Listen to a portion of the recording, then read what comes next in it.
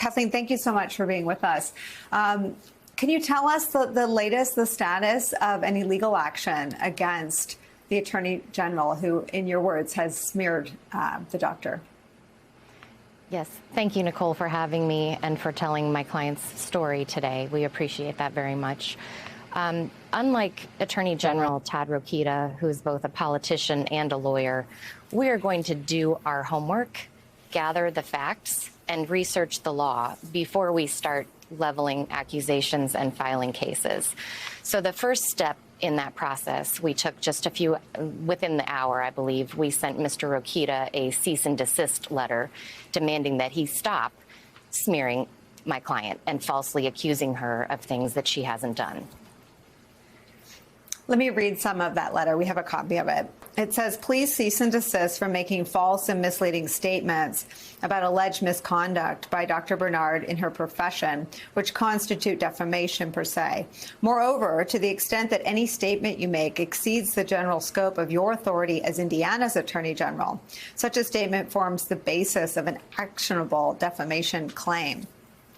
You said you're doing research. We did some as well. I mean, if the defamation case exists there, I wonder if you are examining other people who have lied about what happened here. We are going to do all the work that needs to be done before we make a decision about who to sue or on what legal theories. It's a step-by-step process. We're at the very first step now, and our hope, immediate hope, with that letter that we sent today is that Mr. Rokita will stop vilifying my client and stop trying to change the story away from what really happened here, which is that a 10-year-old child was raped and abused and had to travel across state lines to get medical care that she needed. I know for privacy reasons and legal and ethical reasons, you can't tell us anything about the child, but can you tell us how Dr. Bernard is doing? Is she shaken by this incident? Is she more resolved to continue to try to help? Can you tell us how she's holding up? Sure.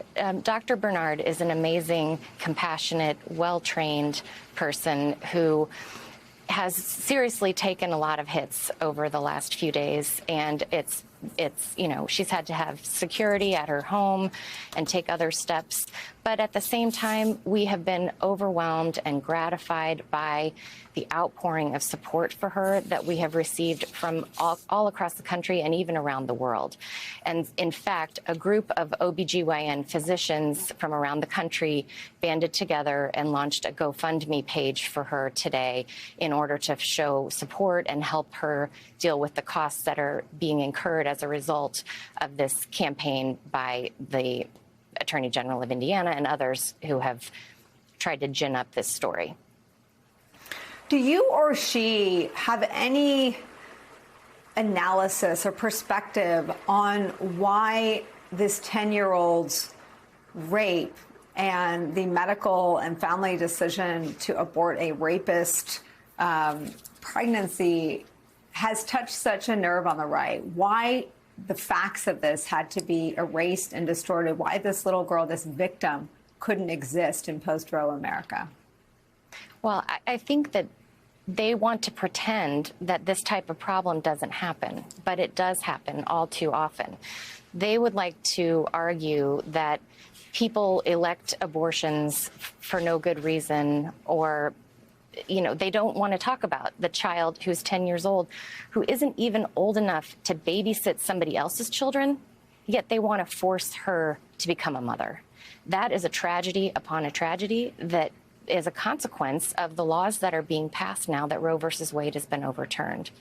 And in Indiana, where we are, our governor has called a special session to begin on July 25th for the sole purpose of passing new abortion laws.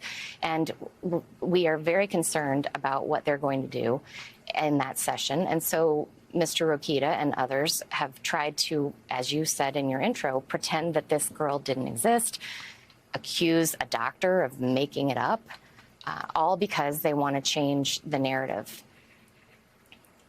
We also mentioned the reporting in the Washington Post, and I've seen some of the local reporting. Can you just confirm for us what has been reported, that all the appropriate paperwork and documentation was filed by Dr. Bernard? Yes, I can confirm that through every step of the way in dealing with this patient, just like in all of her other situations dealing with patients.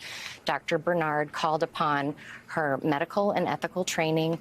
She did everything by the book, according to policy, procedure, and in compliance with the law. And she unequivocally reported this incident to the proper authorities within the time frame set forth by statute.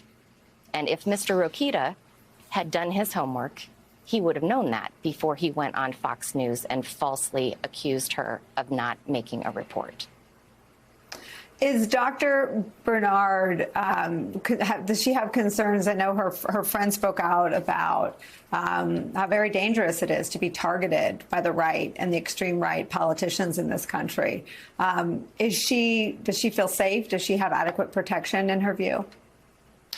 We're doing all that we can to ensure that she has adequate protection. But in another point that we made in our letter to Mr. Rokita this afternoon is that his words are inciting people. And that is a very dangerous thing for him to be doing. And it reminds me in a different way of what happened at the insurrection on January 6th.